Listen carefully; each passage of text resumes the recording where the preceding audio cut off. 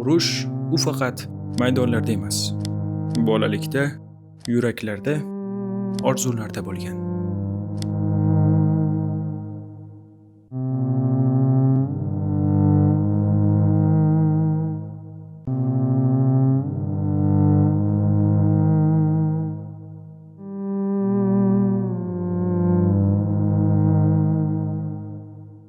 O'sha bolalar sinf o'rniga boshpana izlagan, qalam o'rniga belkurak ushlagan, ko'zlarida kitob emas, ko'rgan azoblari yozilgan edi. Sen esa bugun maktabdasan. Sen sinfda o'tirib orzu qilishga haqlisan. Sen nonushta qilib sinfga kelasanki, kimlardir nonni faqat tushida ko'rgan.